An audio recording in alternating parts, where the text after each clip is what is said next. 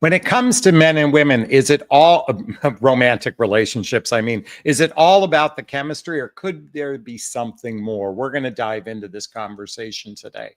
Now, I want to tell you where this video was birthed. I recently did a live stream talking about my current wonderful relationship and how I said we didn't have chemistry during our first meeting.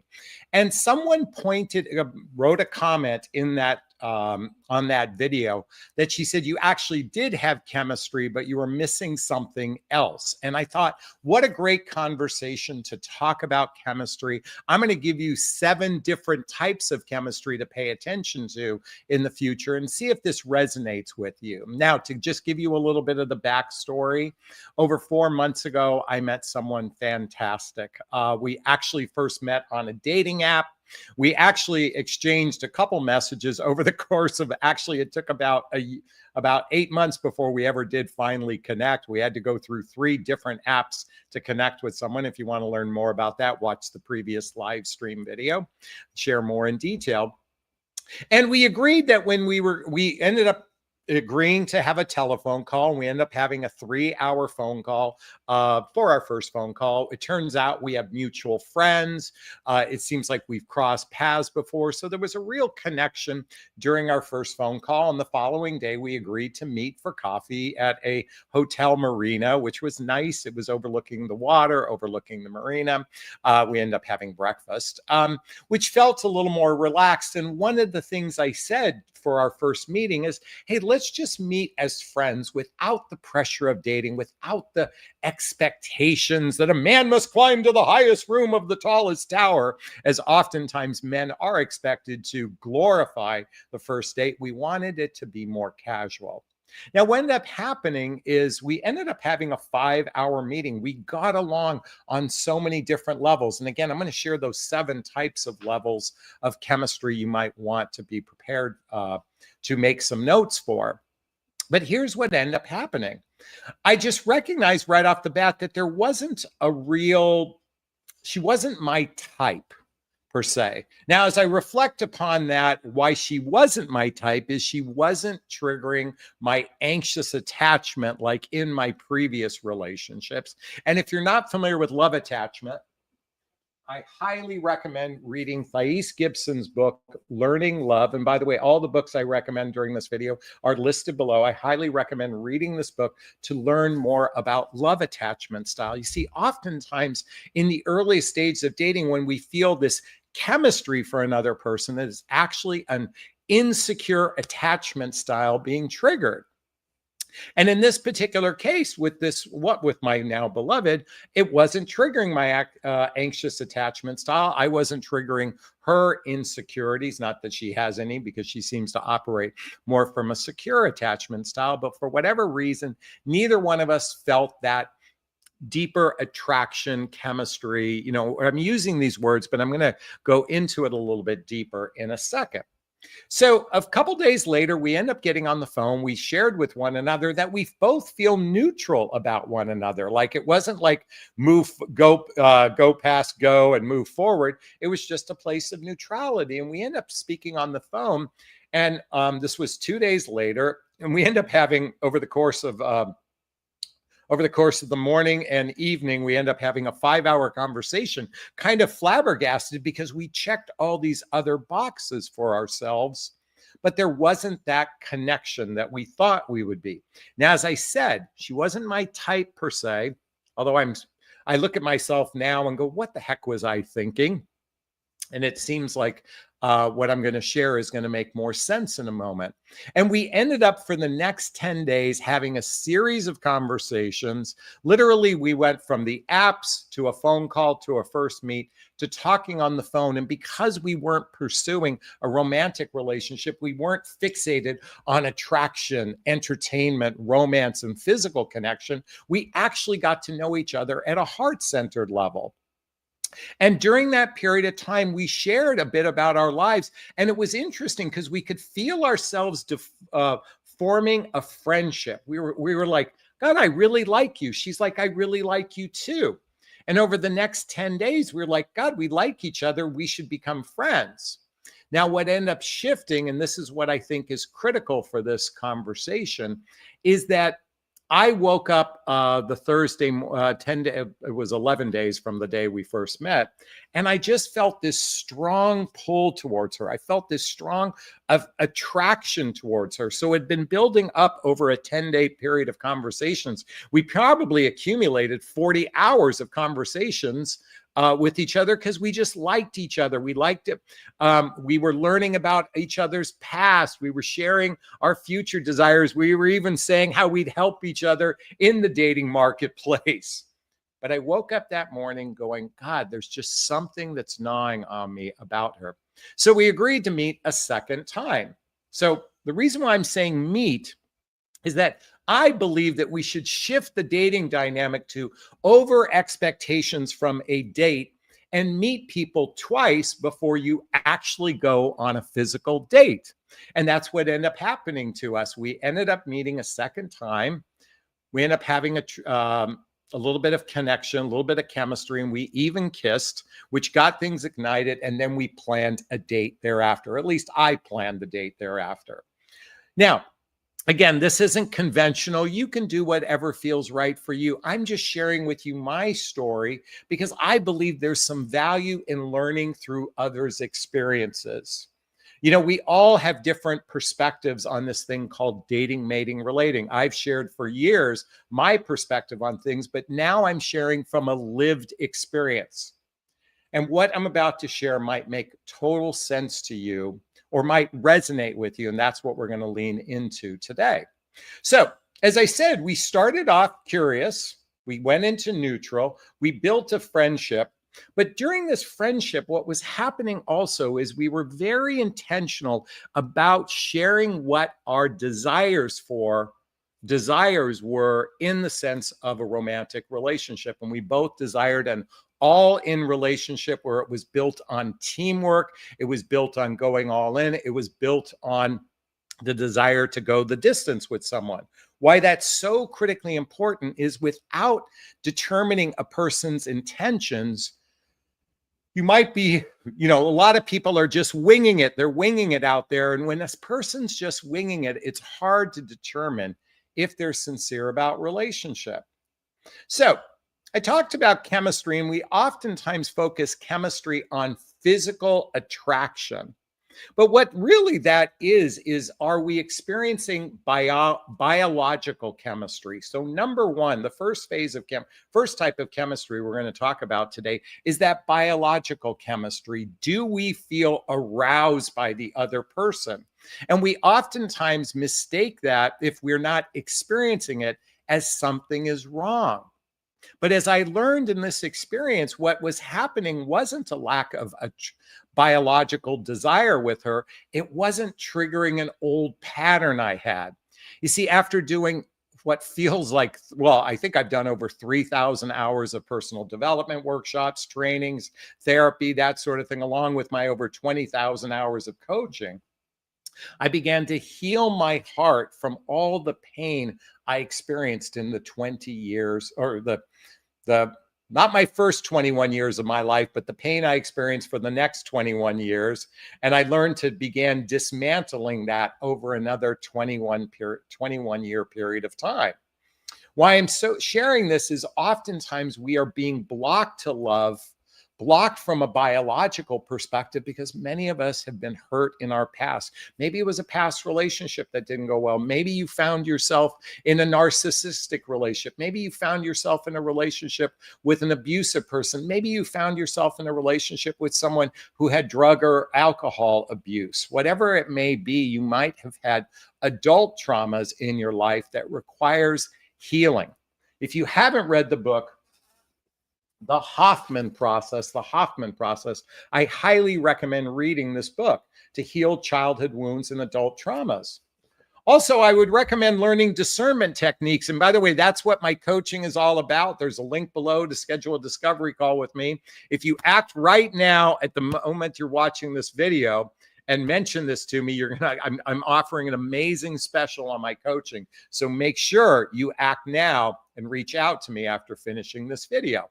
And again, the link right there is the link, jonathanashley.com/coaching. So first level of chemistry, and again, this is in no particular order, is biological chemistry. Okay. We oftentimes call that physical attraction, but really is, can we get aroused from this other person? Can we get aroused? Okay.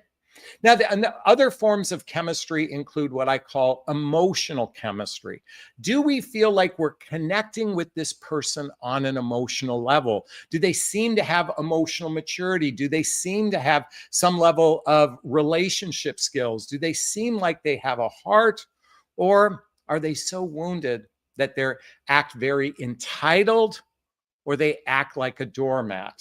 Let me repeat that. Do they act entitled, or do they act like a doormat? That's the majority of people out there. They either act too entitled, or they're so deeply wounded that and I call it a doormat. Now, if I've offended anyone with this is just merely my observations. You can take it for what it's worth.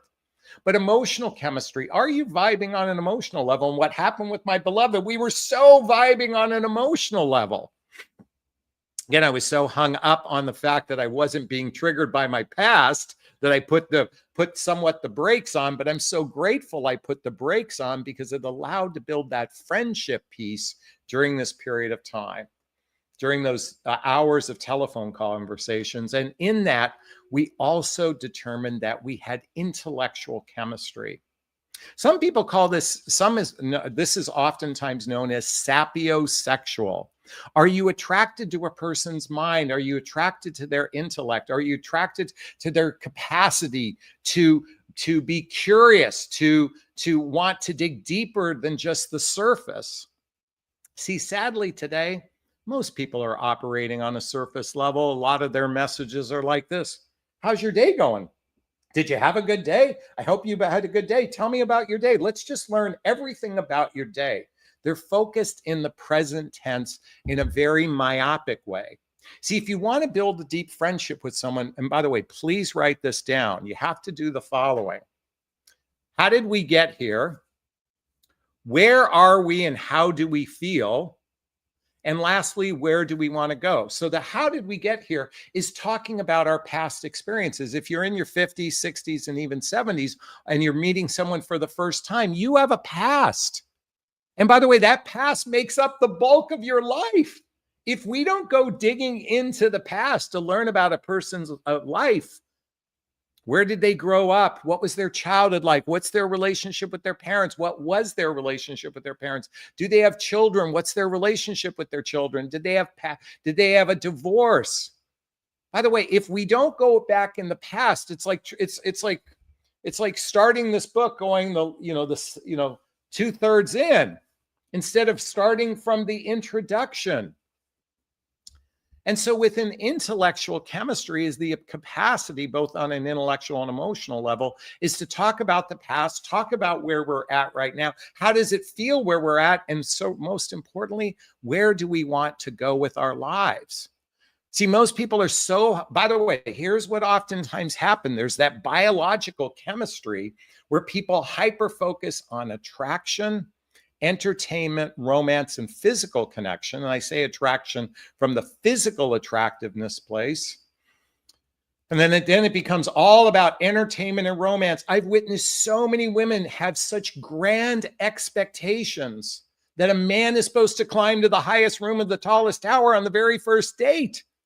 But we create such grand expectations instead of planting a seed in the ground, watering a little bit, give it a little bit of sunshine, water a little bit more, give it a little more sunshine, and let it sprout from there. And we do that through emotional, intellectual chemistry. The fourth kind of chemistry is what I call creative chemistry. These are for people that have good sense of humor. They have an artistic side to them.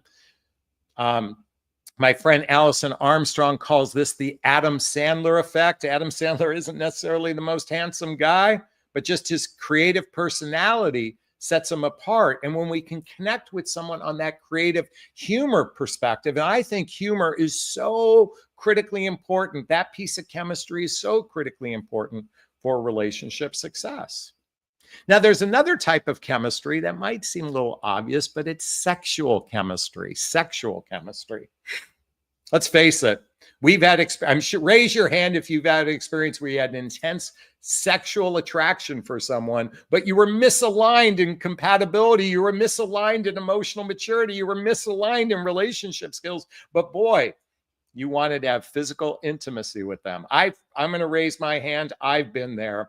And raise your hand by saying, Jonathan, I've been there too. Sexual chemistry is real. A little bit different than biological chemistry because it's driven by lust. Now, this is oftentimes what feels like the strongest form of chemistry, but it's actually the weakest of all chemistries. And while sexual connection is really important for those couples that for those couples that certainly have a high libido, it's important.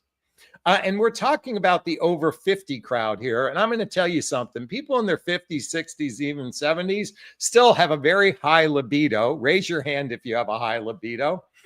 But having that sexual connection is rather important. The sixth type of chemistry I'm going to talk about, I call it protective chemistry.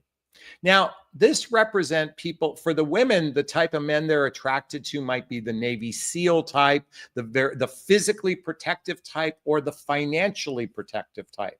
When we talk about provider protector, in the area of protection, that can be very intoxicating to a person if they're with that physical strong type.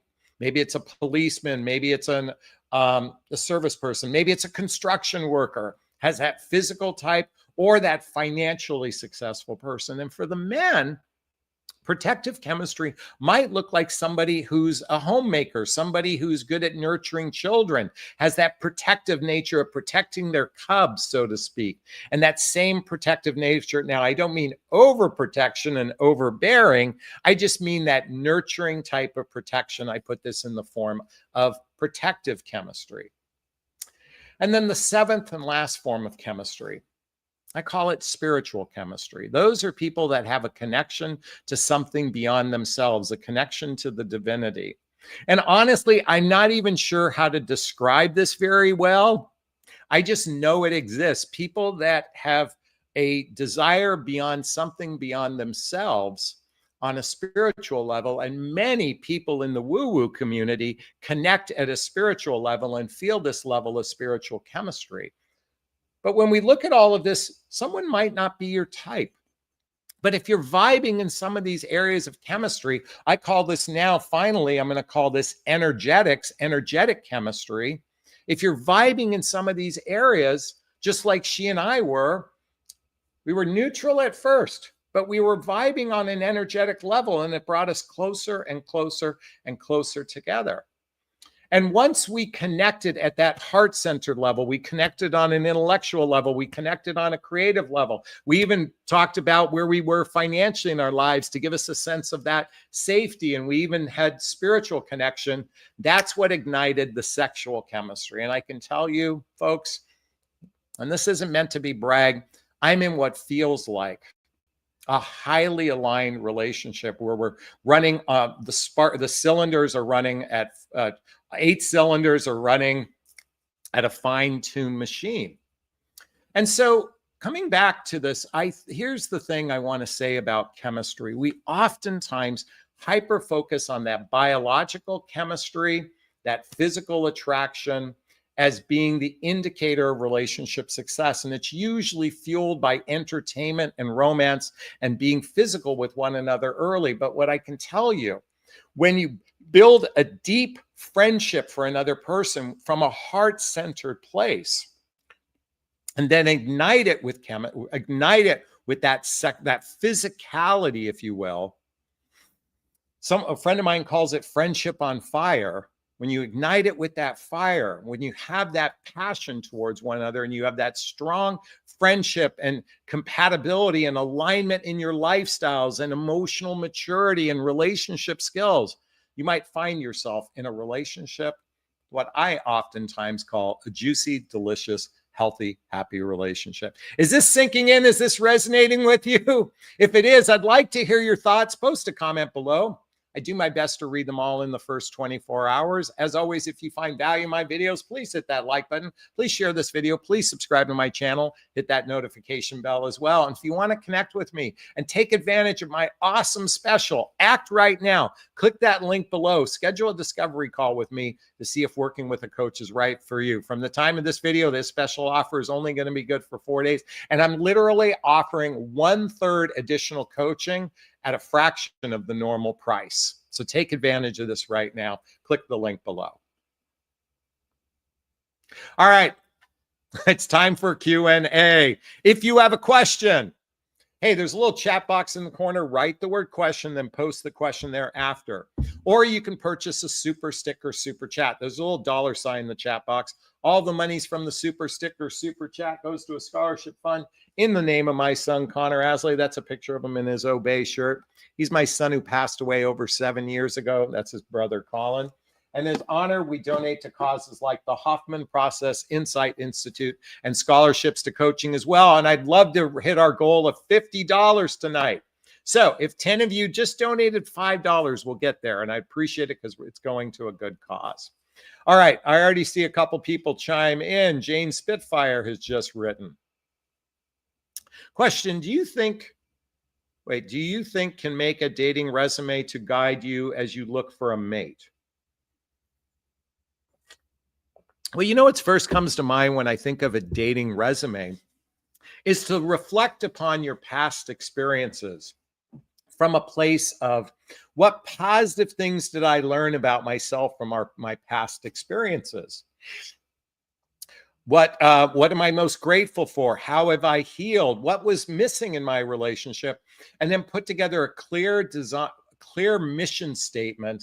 That's kind of what I do in my private coaching, Jane. What I help is discernment, clearing the past, being better prepared to ask those really radically tough questions, and designing questions based on your personality. That's what I teach. I teach discernment. See, folks, in a world of online dating, which 65% of all new relationships are beginning through an online connection, discernment is the key, along with experiencing all these different forms of chemistry that I talked about. So yeah, I think it would be a good idea to do that for oneself. It's kind of like a journaling exercise. Let's keep going here. Cookie says, can chemistry be one-sided or does it have to be mutual?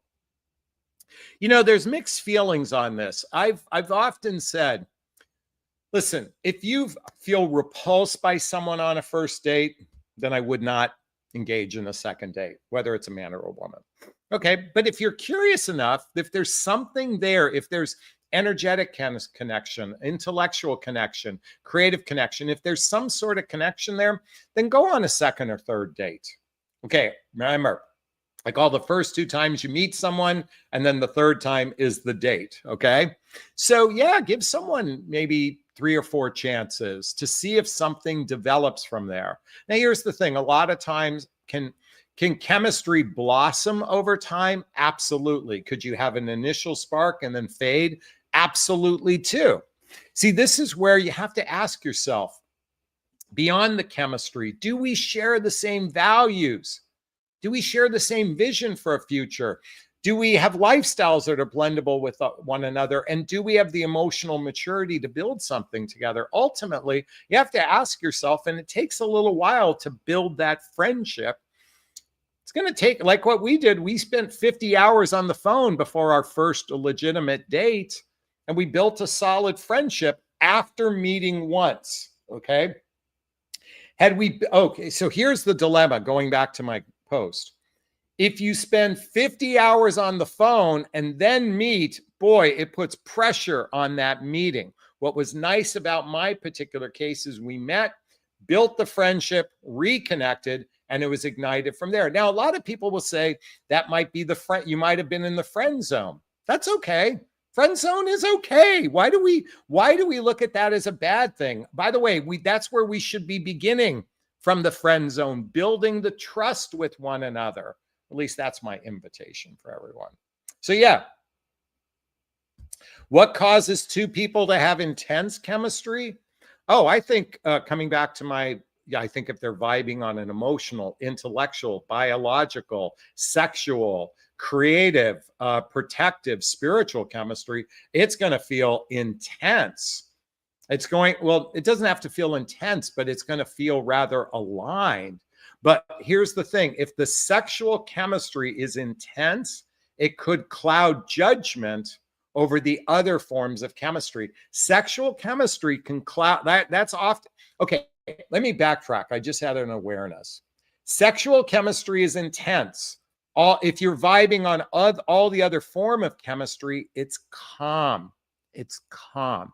Sexual chemistry is intense. All the other forms of chemistry is calm. Okay, great question. Thanks for asking that. All right, let's keep going. Melanie writes, hey, Melanie, it should be based on friendship for sure. Actually, here's the thing. If you don't like this person, you might have sexual attraction with them, but it doesn't mean you're going to be compatible with one another. Sexual chemistry or even biological chemistry does not guarantee relationship success. In fact, it's been proven now that sexual attraction and biological attraction doesn't guarantee relationship success. Real success is when you're vibing on an intellectual, emotional, creative, protective, form of chemistry and spiritual as well. Okay. Beverly is in the house. Oh, by the way, before I get to Beverly, if anyone wants to join the love seat, you want to join me live, have a conversation. I literally just post a link right now. You can join me live and we can have a conversation right now. Okay. So now coming back to Beverly. Yes, this resonates. 66 and still interested in romance and physical intellectual. Thanks. You're very welcome. Thank you, Beverly. We appreciate you as well. When I was preparing for this video, I shared with you how I wanted to share why I wanted to talk about my own experiences. I do believe there's some value in being a role model. I think there's some value in sharing from my personal experiences, not to suggest one way fits all. I'm not even remotely suggesting that, but I'm offering some perspective because I got to tell you something, folks. I'm in what feels like the healthiest relationship. Now, I know some of you might say, well, Jonathan, it's only 4 months old. I get it. But it wasn't built by lust and limerence. It was built through real heart-centered conversations. She and I will spend, it's funny. We'll wake up on a Sunday morning at 8 a.m., have our coffee, and we will talk 10 hours straight on the couch. We go down so many different rabbit holes, and we do frequently talk about how did we get here? Where are we? How do we feel about where we are? And where do we want to go? Someone write that down. We talk about how did we get here? In other words, revisiting our past. Where are we in our relationship and how do we feel about where we are? And lastly, where do we want to go? We have these conversations regularly. It's intertwined in all of our activities. I think the biggest problem with dating today is a lack of intentionality and a hyper-focus. It's not substantive.